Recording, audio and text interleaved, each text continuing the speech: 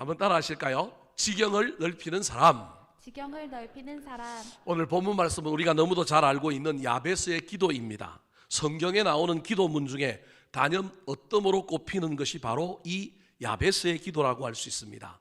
야베스의 기도의 내용이 오늘 본문 9절과 10절 중에 10절에 나오는데요, 제 개인적으로는 지금 가지고 있는 성경보다는 옛날에 개역 한글판에 기록된 기도문이 훨씬 더 좋은 것 같습니다.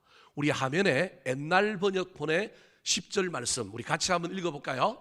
시작. 야베스가 이스라엘 하나님께 아뢰어 가로되 원컨대 주께서 내게 복의 복을 더하사 나의 지경을 넓히시고 주의 손으로 나를 도우사 나로 환난을 벗으나 근심이 없게 하옵소서 하였더니 하나님이 그 구하는 것을 허락하셨더라. 아멘. 지금 번역과 저 번역이 뭐가 다르냐 하면 원컨대라고 하는 단어가 들어가 있고요, 지금 번역에 없는 것이 복에 복을 더하사, 그냥 복을 주시려거든 이번 번역에는 그래 놨는데 옛날에는 복에 복을 더하사, 그 다음에 뭘 넓히시고요?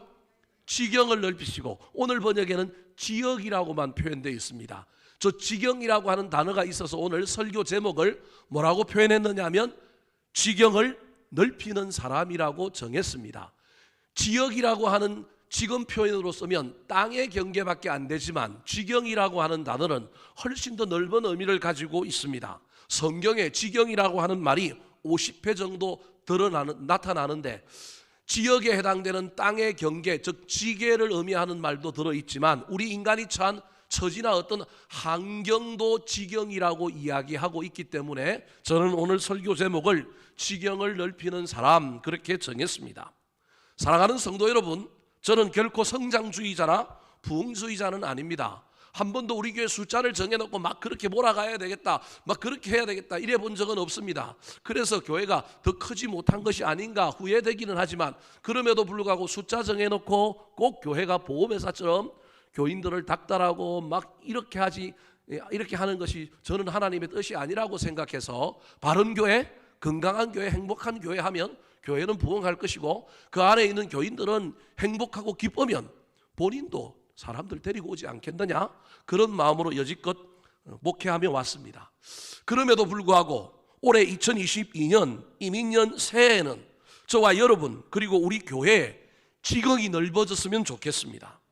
코로나19로 인하여 경기는 어렵고 사업은 힘들고 자녀들의 앞길은 막혀있고 교회는 마이너스 성장을 하는 시대지만 역설적으로 고생 끝에 낙이 온다는 말처럼 3년이나 계속되는 이 코로나 상황 속에서 하나님께서 이번에는 위기가 변하여 기회가 되게 만들어주시고 우리의 각자 삶의 영역에 지경이 넓어지는 놀라운 일이 올 한 해 일어났으면 좋겠습니다.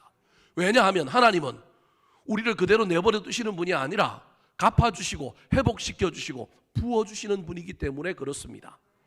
시편 90편 15절 말씀 같이 한번 읽어볼까요? 시작. 우리를 괴롭게 하신 날수대로와 우리가 화를 당한 연수대로 우리를 기쁘게 하소서. 하나님은 우리가 괴로움을 당한 날들을 기억하고 계십니다. 우리가 화를 당한 연수를 알고 계십니다. 그래서 그걸 그대로 두는 것이 아니라 갚아주시고 회복시켜 주시는 분이시기 때문에 코로나19로 말미암아 우리가 3년 동안 만나지도 못하고 예배도 제대로 못 드리고 오고 가는 일도 힘들고 삶의 규모도 쪼그라들었다고 한다면, 이제는 하나님께서 역설적으로 이 위기를 기회로 만들어 주시고 지경을 넓혀 주시는 놀라운 일을 베풀어 주셨으면 좋겠다. 그래서 우리가 이것을 사모하며 나아갈 때 하나님께서 우리 교회에도 저와 여러분의 삶의 현장에도 이런 놀라운 역사가 일어나기를 사모합니다. 그렇다면 어떻게 해야 우리의 지경이 넓혀질까요? 지경을 넓혀주는 건 하나님의 절대 권한이지만 그 하나님의 놀라운 은혜가 우리에게 부어지기 위해서는 우리는 어떤 삶을 살아야 할까요? 어떤 사람이 지경을 넓히는 사람일까요? 첫 번째입니다. 따라가실까요? 고난에 지면 안 됩니다. 고난에 지면 안 됩니다. 고난을 이길 수 있다면 얼마나 좋겠습니까? 고난이 와도 그냥 그 고난을 한 방에 무찌르고 고난을 이길 수 있다, 그것처럼 멋진 일이 어디 있겠습니까? 근데 고난이라는 놈이 호락호락하지가 않거든요. 그래서 고난을 쉽게 이길 수는 없습니다. 그래서 최소한 이기지는 못해도 저와 여러분이 고난에 지지는 말아야 합니다. 그렇다면 이기지는 못해도 지지는 말아야 한다는 말은 무슨 말일까요? 안 진다라고 하는 말은 낙심하여 포기하지 않고 그 고난을 견디는 겁니다. 고난 속에서도 희망을 바라보며 계속 견디고 인내하면 그래도 조금씩 하나님의 놀라운 응답이 있을 것을 바라보고 조금씩 나아가는 삶. 여전히 내 안에 고난이 있고 문제가 해결되지 않아야 했지만 난 낙심하지 아니하였으니, 난 포기하지 아니하였으니, 난 여전히 낫게 해주실 것, 복을 주실 것을 믿고 나는 그래도 이 고난 속에 믿음을 붙들고 나아간다면 그 사람은 고난을 아직 이기지는 못했지만 지지 않은 사람입니다. 영동 세브란스라고 하는 병원에 우리나라 유방암의 권위자인 이희대 교수님이라고 하시는 분이 있습니다. 강남 세브란스 유방암 센터장인데 이분은 유방암 학계에 아주 권위자고 명의로 소문난 분인데 이분이 무슨 암에 걸렸느냐 하면 대장암에 걸렸습니다.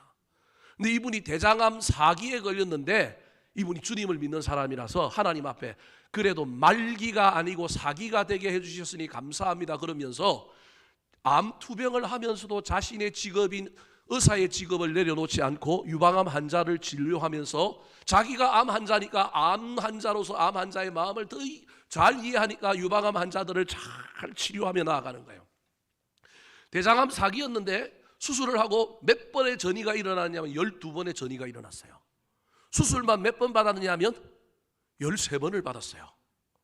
그런데도 이분은 여전히 의사 생활을 하면서도 여전히 자기한테 오는 환자들에게 똑같은 암 환자의 입장에서 용기를 잃지 말라고 위로하고 건면하고 나도 암 환자고 너도 암 환자니 우리 같이 한번 암을 이겨보자. 그래서 많은 환자들이 이 의사한테 찾아가서 위로를 받고 낙심했던 사람들이 힘을 얻는 거예요. 이 사람 앞에 가면 1기, 2기, 3기는 잽이 안 되는 거예요. 이분은 몇 기예요? 4기니까 그 앞에 가서 뭐 말도 못하는 거예요. 이분이 암 환자를 치료하면서 늘 진료를 할 때마다 두 가지 건면을 하는데 하나는 치료받을 수 있음에 원망하지 말고 감사하십시오. 의사의 치료도 중요하지만 감사가 암을 이깁니다. 치료받을 수만 있다면 의사가 그래도 한번 수술해보자고만 한다면 희망을 가지고 감사하며 나아가십시오. 그렇게 이야기한답니다. 두 번째로는 매주 목요일 그 병원에 병동에 예배당이 있는데 그 예배당에서 본인도 가서 예배를 드리니 당신도 와서 예배 한번 드렸으면 좋겠다. 종교가 뭐 달라서 영 그렇지 않다면 당신이 믿는 신에게 기도하고 혹시 종교가 없는 사람이라면 나도 암 환자인데 나도 환자를 보다가 난 목요일만 되면 나 어디 가서 예배하느냐 하면 요 밑에 몇 층에 있는 그 예배실에 가서 나 예배하는데 당신들도 와서 같이 예배했으면 좋겠다. 다른 거 하지 말고 기도하면 좋겠다. 그리고 이분이 그 예배에 꼭 목요일마다 참석하여 예배 드리고 난 다음에 자기 환자들이 같이 예배 드리러 왔으면 암 환자가 또 다른 암 환자를 위하여 뭐 해주는 거예요? 기도해 주는 거예요. 근데 이게 위로가 되는 거예요. 이게 치유의 역사가 일어나는 거예요. 그러면서 늘 기도가 끝나고 나면 자기한테 기도를 받았던 자기 유방암 앓고 있는 사람들 환자들에게 늘 이런 이야기를 해준답니다. 자, 우리 화면을 보고 잘 안 보이겠지만 한번 읽어볼까요? 시작. 인생의 모든 고난은 동굴이 아니라 터널입니다. 언젠가는 끝이 있고 나가는 출구가 있죠. 밖에는 더 행복한 삶이 기다리고 있습니다. 이런 이야기를 해준다는 거예요. 동굴과 터널은 불이 켜져 있지 않으면 똑같이 흑암이지만 동굴은 끝이 없고 터널은 뭐가 있는 거예요? 끝이 있는 거예요. 하나님은 우리를 동굴에 넣은 것이 아니라 질병의 암의 동굴에 넣은 것이 아니라 터널에 넣어 놓았으니 그럼에도 불구하고 낙심하지 말고 포기하지 말고 안 된다 그러지 말고 그러는 순간에 암세포가 더 퍼지니 소망을 가지고 희망을 가지고 하나님께 기도하고 조금씩 나아가 보자. 그러면 저 끝에 뭐가 있을 거라고요? 출구가 있고 또 더 나아가서 밖에는 행복한 삶이 우리를 기다리고 있다. 그렇게 위로하면서 함께 그 병을 투병하며 나간다고 합니다. 오늘 본문 말씀의 주인공인 야베스는 그 기도문이 너무 좋아서 사람들이 이 야베스라고 하는 사람을 축복의 사람으로 많이 오해합니다. 브룬스 윌킨스라고 하는 미국의 목사님이 야베스 기도라고 하는 책을 써서 우리나라에 20년 전에 들어왔는데 이 책을 읽었던 많은 사람들도 이 기도문이 너무 좋으니까 이 야베스라고 하는 사람이 축복의 사람인 줄 알고 이 야베스처럼 살기를 원하는 거예요. 그런데 뚜껑을 열어보면 이 야베스라고 하는 사람은 결코 축복의 사람이 아닙니다. 그는 세상의 누구와 비교해도 절대로 뒤지지 않는 고난의 사람입니다. 그가 고난의 사람이었다는 것을 어떻게 알 수 있느냐 하면 이름을 보면 알 수 있습니다. 야베스라고 하는 사람의 이름의 뜻이 무엇이냐 하면 고통, 괴로움입니다. 우리나라 사람은 이름과 삶이 잘 매치되지 않습니다.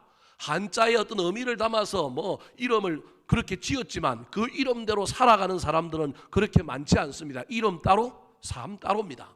그런데 이스라엘 사람들은요, 이름이 그의 삶입니다. 이름이 그가 살아온 삶의 족적이요, 앞으로 살아갈 삶의 내용이 그 이름에 그대로 담겨 있습니다. 그러므로 야베스라고 하는 사람의 이름 뜻이 고통과 괴로움이었다고 한다면 지나온 그의 인생길이 고통과 괴로움이었고 앞으로도 그의 인생 앞에 뭐가 있을 거냐 하면 고통과 괴로움이 존재하고 있는 사람이 누구냐 하면 야베스입니다. 그런데 이 이름을 누가 지어줬느냐 하면 오늘 본문 9절에 보니까 그의 어머니가 이름을 지어줬대요. 아니, 세상에 어떻게 어머니가 아들 이름을 지었는데 좋은 이름을 지어줘야지 고통, 괴로움 이런 좋지 못한 어감을 가진 단어들을 써서 지어줄 수 있을까요? 왜 그랬을까요? 우리나라는 옛날에 이름을 누가 지었느냐? 할아버지들이 지었습니다. 할아버지들이 손자, 손녀 이름을 짓는데 옛날에는 한자의 획수를 따지고 부수를 따지고 그러다 보니까 이름을 지어줬는데 아들이 그 이름을 바꿔보면 자기 자식 이름이 마음에 들어요, 안 들어요? 별로 마음에 안 들어요. 근데 초창기는 거절할 수 없으니까 받아놓고는 나중에 이름을 다 어떻게 해요? 개명하잖아요. 다 바꾸잖아요. 요즘 우리나라 좋아져가지고 이름이 바뀌어갖고 천국의 전산실에서 골치가 아프대요. 옛날 이름하고 지금 이름하고 달라가지고 이 천국에 넣어야 될지 말아야 될지 고민하고 있대요. 이름을 그렇게 바꾼단 말이에요. 아니, 좋은 이름을 지어주는 것이 부모의 마음이지 않겠습니까? 그런데 부모가 아들의 이름을 뭐라고 지었느냐 하면 야베스, 고통, 괴로움이라고 지었다라는 거예요. 왜 그렇게 지었을까요? 여러 가지 이유가 있는데 첫 번째 이유는 이 어머니가 이 야베스를 배웠을 때 남편이 죽었을 가능성이 있는 거예요. 유복자. 남편이 죽고 아이를 배웠는데 이 아이를 낳고 키우려고 보니 그 인생이 너무 고통이요, 괴로움인 거예요. 이 아들도 괴로움이요, 나도 괴로움인 거예요. 그래서 첫 번째로는 이름을 고통, 괴로움이라고 하는 야베스를 지었다라고 하는 설이 있습니다. 여러분, 고대 사회에서 아버지가 없는 상태에서 아들이 태어났고 가부가 그 아들을 키운다? 오늘날 시대도 힘든 시대지만 그 시대는 정말로 눈물 없이는 지나갈 수 없는 삶이 펼쳐질 겁니다. 그래서 야베스는 어찌되었든 어린 시절이 불우했다라는 걸 그 이름 속에서 알 수 있는 겁니다. 또 다른 하나는 오늘 본문 9절에 보면 그 이름을 지은 단서가 들어 있습니다. 엄마가 왜 그 이름을 지었는지를 조금 설명해 주고 있습니다. 자, 9절 말씀을 같이 한번 읽어볼까요? 시작. 야베스는 그의 형제보다 귀중한 자라. 그의 어머니가 이름하여 이르되 야베스라였으니 이는 내가 수고로이 낳았다 함이었더라. 이는 내가 수고로이 낳았다. 수고해서 낳았기 때문에 이름을 그렇게 지었다라는 거예요. 다르게 얘기하면 출산과 관련이 있는 거예요. 이 이름을 지은 이유가 아이를 낳는 출산 속에서 무슨 문제가 생겼을 가능성이 있는 거예요. 뭔지는 몰라요. 그냥 제가 추측할 뿐입니다. 여러분, 천국 가면 우리 야베스 선생님 만나면 한번 물어보면 돼요. 지금은 몰라요. 추측할 뿐이에요. 근데 성경이 수고로이 낳았다 그랬으니 저게 뭘까? 애를 낳았는데, 낳기는 낳았는데 순산을 했는데 애를 낳았다가 엄마가 기력이 다 해갖고 그냥 죽으면서 자기 인생이 너무 한스럽고 이 아이도 아버지 없는 자식을 놓고 자기도 세상을 떠나니 너무너무 안타까워서 괴롭다, 고통이다 그랬는데 그 이름이 아이 이름이 되었다. 또 다른 하나는 낳기는 낳았는데 산후의 어려움이 너무 커서 엄마가 건강에 이상이 생겨서 자리를 보존하고 누워서 못 일어나는 거예요. 애는 태어났는데 엄마는 자리를 보존하고 누웠고 젖도 못 먹이고 이 아이를 키우기가 이게 너무 어려운 상황이 펼쳐져 버린 거예요. 그러니까 보고 있는 엄마도 괴로움, 엄마 품에 안기지도 못하고 자라가야 될 이 야베스를 보고 있으니 너무너무 괴로워서 야베스, 괴로움, 고통이라고 지었다. 또 다른 하나는 아이를 낳았는데 이 아이가 신체에 또는 지체에 장애가 있어서 뭔가 이상한 걸 발견한 거예요. 꼭 그렇다는 얘기가 아니라 가능성을 얘기하는 거예요. 그래서 이 아이를 보니까 뭐가 없거나 신체에 문제가 있거나 뭐가 좀 이상한 거예요. 그래서 이 아이를 보고 있으니 이 엄마가 너무너무 힘든 거예요. 이 아이가 어떻게 살아갈지, 자기는 이 아이를 어떻게 키워야 될지. 그래서 한탄스럽게 지은 이름이 뭐냐면 야베스라는 거예요. 종합하면 어찌되었든지 간에 야베스는 어린 시절을 동년배의 자기 또래의 아이들과 다른 출발을 한 사람인 거예요. 아버지가 없거나 엄마가 없거나 육체의 장애가 있거나 물질이 없거나 뭔가 없는 상태에서 고통과 고난 가운데 그 파도를 헤치면서 태어나서 자란 사람이 누구냐면 야베스라는 거예요. 그래서 오늘 본문 저 9절 말씀은 야베스의 어린 시절을 이야기하고 있다고 한다면 10절은 야베스가 성장하여 성인이 되어서 하나님께 기도하고 있는 장면이라고 볼 수 있어요. 그런데 어린 시절도 고통과 고난과 괴로움이었는데 10절을 우리는 야베스의 기도가 너무 좋으니까 축복의 사람이라고 오해하고 그 기도문이 좋아서 자세히 안 보고는 부분이 하나 있는데 그것이 뭐냐 하면 10절 끝에 보니까 나로 환난을 벗어나 뭐가 없게 해달라고요? 근심이 없게 해달라는 거예요. 그럼 지금도 뭐가 있는 거예요? 환난이 있고 근심이 있는 사람이 누구라는 거예요? 야베스인 거예요. 그래서 지금도 환난을 없이 해달라고 근심이 없게 해달라고 하나님께 기도하고 있는 사람. 그러니 이 야베스의 전 일생은 어린 시절부터 지금까지 그의 인생은 온통 고난으로 점철된 사람, 고난의 바다에서 헤엄을 치고 있는 사람이 누구냐 하면 야베스라 할 수 있어요. 근데 우리는 그것도 모르고 야베스 기도가 좋으니까 야베스 축복의 사람, 우리는 그런단 말이에요. 근데 뚜껑을 열어보면 야베스는 고난 가운데 있는 사람이었다는 거예요. 근데 문제는 이런 고난의 파도 속에 헤엄을 치고 있고 살아남으려고 이런 고난의 현장 속에서 몸부림치고 있는 이 사람, 우리는 인간적인 눈으로 보기엔 불쌍해 보이지 않아요? 근데 하나님은 그를 뭐라고 평가할까요? 9절 말씀 같이 한번 읽어보겠습니다. 9절 시작. 야베스는 그의 형제보다 귀중한 자라. 그의 어머니가 이름하여 이르되 야베스라 하였으니 이는 내가 수고로이 남았다 함이었더라. 형제가 있어요. 형제. 저게 육신의 형제인지 아니면 그 야베스가 속한 지파의 형제인지 아니면 이스라엘 전체를 형제라고 부르는지 정확하게 알 수는 없지만 일단 문자적으로 해석하면 야베스에게는 뭐가 있느냐 하면 형이 있는 거예요. 형들이 있는 거예요. 형들은 어쩌면 엄마 아버지가 있는 상태에서 정상적인 상태에서 태어났을지 몰라요. 불우하지 않게 태어났을 수 있는 거예요. 근데 막둥이로 태어났든지 여하튼 야베스가 태어났는데 야베스는 고난 가운데 인생을 시작한 사람이에요. 그런데 형들보다 하나님께서는 좋은 환경에서 자란 형들보다 불우한 환경에서 자란 이 야베스는 그의 형제보다 뭐한 자라고요? 귀중한 자라는, 이게 우리 하나님의 평가예요. 환경을 가지고 사람을 평가하는 것이 아니라 그 환경 속에서 그가 어떻게 살았는지를 보고 하나님께서는 이 야베스의 형들보다 누구를 더 귀중하다고 존귀하다고 이야기하고 있느냐 하면 야베스를 귀중하다, 존귀하다 그렇게 말하는 거예요. 왜요? 야베스는 고난의 파도 속에 있었지만 낙심하고 절망하여 인생을 마감한 사람이 아니고요. 그 속에서 원망하고 불평하는 사람이 아니고요. 고난 가운데 있지만 고난에 지지 않는 사람이에요. 여전히 고난의 문제가 해결되지 아니하여서 지금도 내게 근심이 없게 해달라고 환난이 없게 해달라고 하지만 그는 그래도 고난 속에서 조금씩 앞으로 나아가는 사람이요. 그 고난 속에서도 그는 하나님 앞에 기도로 살아가는 사람이라는 거예요. 그래서 우리 하나님 보시기에 우리 야베스는 세상 어디에 내놔도 하우스에서 자란 하초가 아니라, 온실에서 자란 하초가 아니라 야생에서 자란 튼튼한 야생하기 때문에 어디 가서도 꽃을 피울 귀중한 존재라는 거예요. 어떤 고난과 환난이 와도 지지 않을 사람이라는 거예요. 온실 속에 자란 잘 먹고 잘 자라고 복만 받은 너희들이요, 내가 너한테 고난 조금 주면 너희들 어떻게 될는지 한번 볼까? 그런데 야베스는 그렇지 않다라는 거예요. 지금도 고난이 있지만 앞으로 어떤 고난이 와도 하나님을 떠나지 않을 사람, 믿음 가운데 굳굳이 서갈 사람, 어떤 어려움이 와도 고난에 져서 낙심하고 포기하는 사람이 아니라 고난에 지지 않고 여전히 우리 하나님을 믿으며 한 걸음씩 나아가서 동굴이 아니라 터널에 있음을 알고 그 터널의 끝에 밝음과 행복한 삶이 기다리고 있다는 것을 믿고 나아가는 사람이기 때문에 하나님은 그를 존귀한 자다 그렇게 말하고 있는 겁니다. 오늘 본문이 들어있는 역대상 4장이 역대상 1장부터 9장까지의 바벨론에서 포로 생활을 하고 돌아온 사람들의 이름을 기록하고 있는 부분에 이 야베스의 기도가 들어있는 거예요. 역대상 1장부터 9절에는 족보입니다. 족보에는 뭐만 기록되어 있느냐 하면 이름만 기록되어 있어요.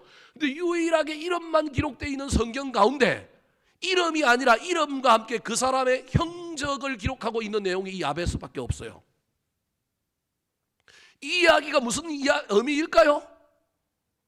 족보는 전부 이름으로만 구성되어 있는데 이름을 이야기하는 가운데 우리가 잘 알지도 못하는 한 사람, 그 족보 속에는 유명한 사람들도 있는데 그 사람들에 대해서는 이름만 딱 기록하고 다른 아무것도 기록해 놓지 않았는데 우리가 잘 모르는 야베스, 기도문 때문에 유명하긴 하지만 우리가 야베스가 성경에 어디에 있는지 잘 모르는 이 사람, 어떤 사람인지 잘 모르는 이 사람, 오늘 제가 설교하니까 여러분이 조금 알겠지만 이름밖에 모르는 이 사람은 이름만 기록해야 될 위치에서 이름만 기록하지 않고 뭘 기록해 놓고 있느냐 하면 그가 어떻게 살았는지 행적을 기록해 놓고 있는 거예요. 이건 어떤 의미가 있느냐 하면 바벨론에서 포로 생활하고 고난 가운데 있었던 사람들 중에 유명한 사람들을 말고 소시민의 가장 대표, 포로기를 지나면서 포로기 이후에도 삶을 어떻게 살아야 할지 모델과 같은 인물, 너무 믿음이 좋은 사람은 우리가 따라가기 힘들잖아요. 근데 일반적으로 평범하고 우리와 똑같은 위치에 있는 사람 중에 하나님께서 고난을 통과하는 시대의 사람들에게 모델과 같은 한 사람을 소개하고 있는데 그 사람이 누구냐 하면 바로 야베스라는 거예요. 사랑하는 성도 여러분, 2022년 계속되는 코로나의 환경 속에서 엎친 데 덮친 격으로 또 다른 역경이 찾아온 사람이 있습니까? 병이 나을만 했더니 또 다른 병이 찾아온 사람이 있습니까? 희망을 안고 사업을 했는데 문제가 생겨서 뭔가 어그러지고 막 근심거리가 가득한 분이 있습니까? 슬픔과 눈물이 우리의 눈앞을 가린다 할지라도 여러분 절대 고난에 치지 마시기 바랍니다. 포기하면 안 됩니다. 낙심하여 모든 걸 놓아버리면 안 됩니다. 포기하지 마시고 야베스처럼 고난에 치지 마시고 견디고 나아가시기 바랍니다. 마침내 나아가면 지경이 넓어질 거고 복에 복이 더해질 거고 하나님께서 터널 끝에서 우리를 기다려주시는 놀라운 일이 있을 것입니다.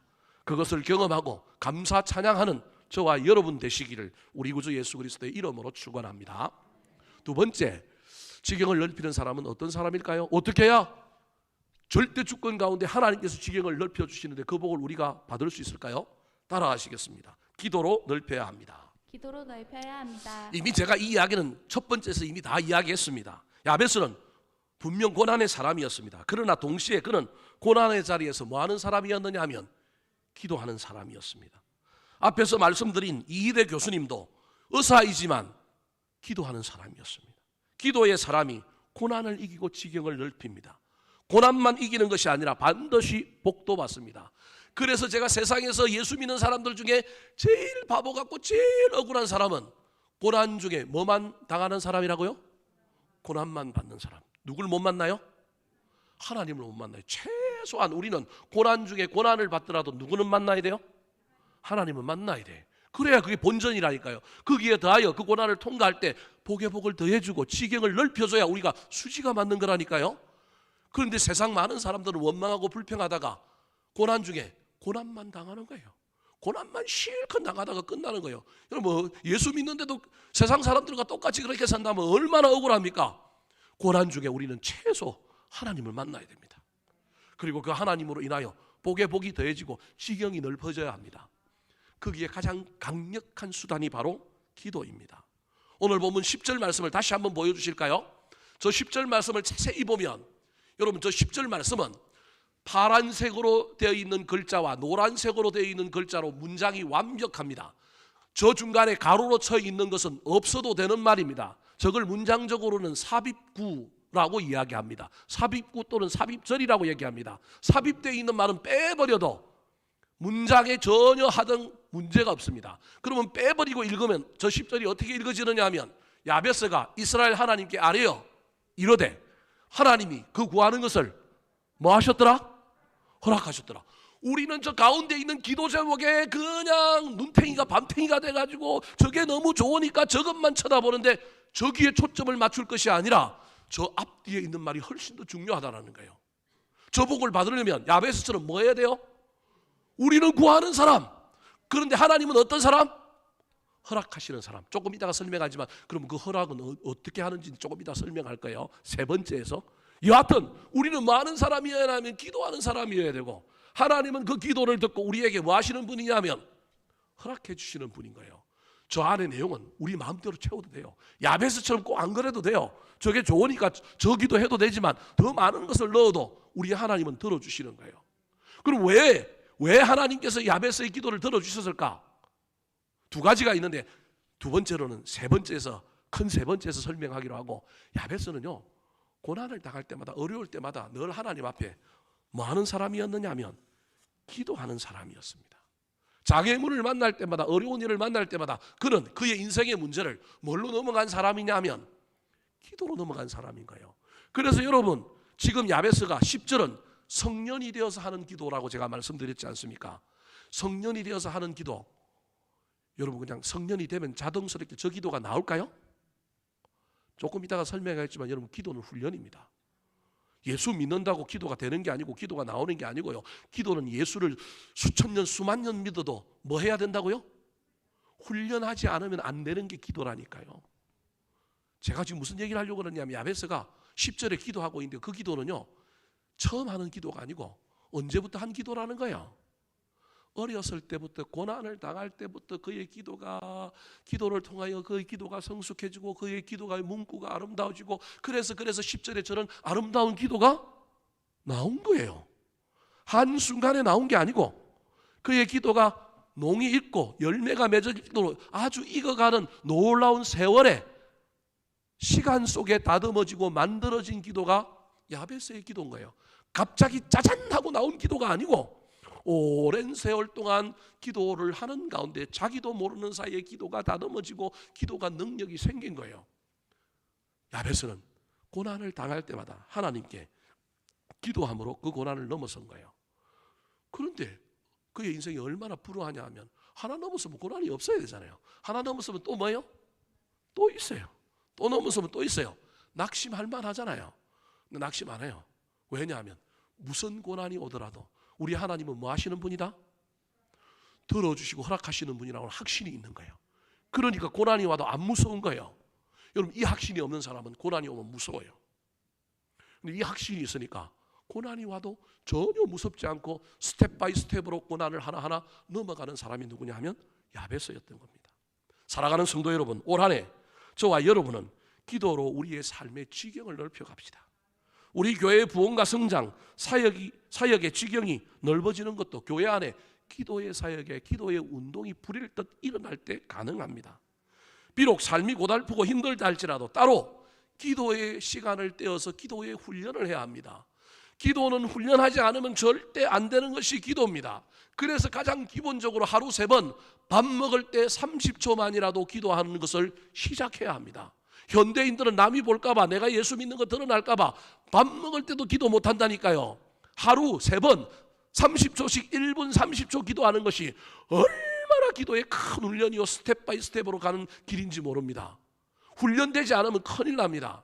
제 아내가 유방암을 안고 투병하고 난 다음에 제 아내를 어디 데리고 가면 잘 못 걸고 안 걸으려고 그래요. 그래서 제가 썼던 전략이 운동시키는 겁니다. 20단지를 돌아요. 처음에는 한 바퀴 돌면 우리 집 사람 힘들어갖고 무슨 핑계를 대갖고 들어가려고 그러고요. 겨울 되면 최고의 핑계는 추위예요. 추위를 엄청 타거나 춥다고 그냥 들어가려고 그래요. 그런데요, 훈련을 하고 점차 늘려가니까 지금은 몇 바퀴는 기본으로 도느냐 하면 20단지를 3바퀴는 기본으로 돌아요. 4바퀴 늘리고 5바퀴 늘려가지고요, 이제 어디 데리고 갈 거냐면 산에 데리고 갈 거예요. 제가 죽었어요 이제 저한테. 예. 제가 이래봐도 이렇게 뚱땡이더라도 제가 나르는 돈가스라서 산을 얼마나 잘 타는지 모릅니다. 우리 교인들하고 산에 가보면 1등이 누구냐면 날다람쥐 이재봉 장로님 1등이에요. 얼마나 나이 들었는데 잘 타는지 몰라요. 그래서 저는 중간 정도는 합니다. 이 뚱뚱한 몸을 갖고도 그래도 저는요 잘 갑니다. 호흡도 그렇게 안 가쁘고 잘 갑니다. 우리 집 사람 육신의 훈련 열심히 시켜가지고 이제 산에 데리고 가는 게 이제 제 목적이고요. 나중에 은퇴하면 저 네팔에 에베레스트도 한번 가고요. 자기는 몰라요. 제 계획 속에 있는 걸 몰라요. 이제 저는 제 버킷리스트 가운데 하나 있어요. 데리고 가고요. 저 스페인에 가서 산티아고도 한번 걸어야 되고요. 뭐 이런 계획이 있는데 오늘 이야기 다 해보려고 큰일 났네. 그래요. 훈련하지 않으면 안 된다니까요. 힘이 생겨야 되는, 기도도 훈련해야 된다니까요. 제가 재지는 장로님하고 한 번씩 밥을 먹으면 제일 힘든 게 우리 재지는 장로님 식사 기도를 1분 해요. 각자 기도합시다 그러고 먹는데요, 저는 기도가 짧아갖고 한 20초 하고 나면 끝나는데 우리 재지는 장로님은 1분 하는 거예요. 지금 하나님 1분 하지 말라고 전화 온 거예요. 1분 하는 거예요. 그러면 저는 기도가 끝나고 밥을 먹으려고 다 보고 있으면 우리 장로님은 뭐예요? 기도가 안 끝난 거예요. 밥을 먹을 수 있어요, 없어요? 못 먹는 거예요. 그래도 감사한 건 우리 장로님 기도 자리에서 밥 주셔서 감사합니다 이렇게 짧게 기도하는 것이 아니라 저를 위하여 그 기도의 자리에서 기도할까요, 안 할까요? 한다는 거예요. 여러분, 밥 먹을 때 기도가 얼마나 중요한지 모릅니다. 훈련하시기 바랍니다. 아침 저녁에 기도할 수 있으면 하십시오. 지금 훈련이 되지 않았는데도 나 내일부터 새벽 기도하겠다, 금요 기도하겠다 하지 말라는 얘기가 아니고, 그것도 하다가 또 중간에 낙심한다니까요. 그러지 마시고 스텝 바이 스텝을 하십시오. 20층까지 계단을 올라가는 것도 처음부터 20층 올라가면 골뱅 들어요. 한 3층 올라갔다가 내일은 5층, 7층, 8층 점점 늘어가고 20층까지 한번 올라갔으면 엘리베이터 타고 내려서 내년에는 2바퀴, 내후년에는 3바퀴 점차 늘려가야 하지 않겠습니까? 기도는 훈련이라는 거예요. 훈련되지 않으면 큰일 나는 거예요. 그래서 식사 기도부터 시작하시고, 여러분 할 수만 있다면 아침에 일어나서 하루를 시작할 때, 가게 문을 열 때, 출근할 때, 또는 하루 저녁 저와 여러분이 잠을 들 때 하루를 돌아보는 가운데 우리 하나님께 기도하고 주무시기 바랍니다. 그리고 할 수만 있다면 시간을 따로 떼어서 반드시 5분이라도 일정한 시간 또는 하루에 일정한 시간을 떼어서 기도하는 훈련을 하시기 바랍니다. 그것도 힘드신 분이 있습니까? 그러면 설거지를 하다가, 일을 하다가 누구한테 전화를 받았는데 그 전화를 끊자마자, 또는 갑자기 누가 생각나는데 길을 가다가도 그를 위하여 기도하십시오. 무시로라도 기도하시기 바랍니다. 이 훈련이 저와 여러분을 복되게 할 것입니다. 이 기도가 저와 여러분의 지경을 넓혀 줄 것입니다. 올 한 해 우리가 어떤 고난을 만나도 고난에 지지 마시고 견디고 앞으로 나아가시기 바랍니다. 더 나아가서 그 고난 속에서 기도함으로 말미암아 터널 끝에 도착하시고 복에 복이 더해지고 지경이 넓어지는 놀라운 역사가 일어나게 되기를 우리 구주 예수 그리스도의 이름으로 축원합니다.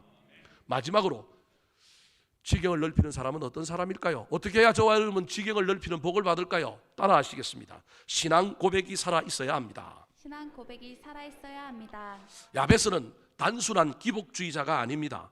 주십시오, 주시옵소서만 말하는 신앙이 아니라 그의 기도에는 확실한 신앙의 고백, 살아있는 신앙의 고백이 들어 있습니다. 10절 말씀을 다시 한번 읽어볼까요?